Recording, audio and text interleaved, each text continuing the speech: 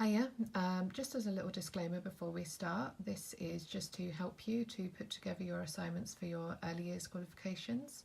You may be asked to cover other criteria, you might be asked to include other pieces of information, but this is just to give you a little starting block to maybe help you when you're covering this criteria. And this one is looking at what does confidentiality mean. So when you're thinking about confidentiality, you've got to remember that it's not just verbal. Confidential information may be a written record, and it's really important that you keep any records safe and secure, and you'll cover that when you're looking at your legislation and your guidance as to where to store information correctly.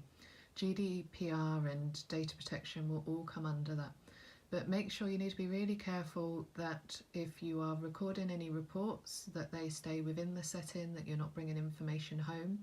For my early years students, you're going to be including observations of children, but you're going to be referring to child A or child B, and you're going to make sure that you have consent from parents. So remember that it's not just about verbal information that you've been passed on, but it's all of these records as well. When you're talking about confidentiality, it's on a need to know basis. So what does that actually mean? Well, that means that you're only going to tell certain people. If you feel that a child is at risk, or if something has happened to them that you feel uneasy about or uncomfortable, you'll all have a safeguarding officer, or you'll have someone designated to child protection. That's the person who you're going to go and speak to about that, and you will cover that in a lot more detail within your safeguarding units. But remember, it's on a need to know basis. So it might be some information you may not know as a student, but the other practitioners will know, or vice versa, okay? So remember, you have to respect people's right to privacy. So if someone tells you something, maybe it's a parent telling you about their weekend or something they did, you know, it might just be chatty, but that's something that you have to keep confidential within yourself. It's not for you to go home and tell someone, oh, I heard that this one's doing that or that one's doing this. Safeguarding, there are slightly different things with privacy, but again, we will cover that in much more detail later on. In terms of that, there are ethical and legal obligations, and duty of care we'll cover again in much more detail.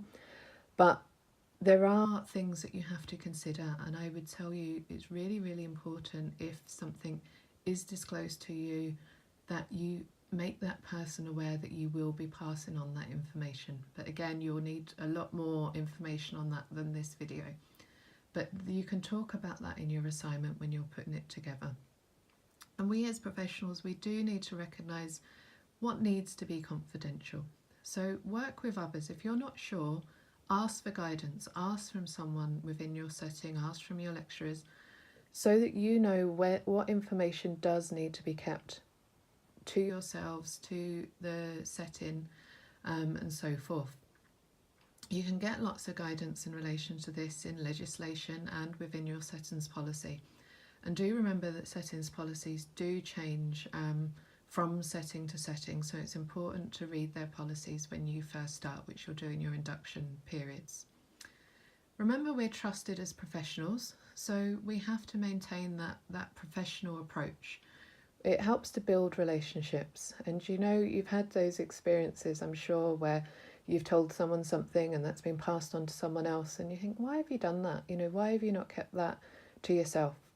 And that's how you start to build on those relationships, is making sure that you are trustworthy and that people can talk to you. And you'll find that there's lots of things that are disclosed to you about the child and about the families. So you can think about all those points where you're putting together your information, your evidence for what does confidentiality mean.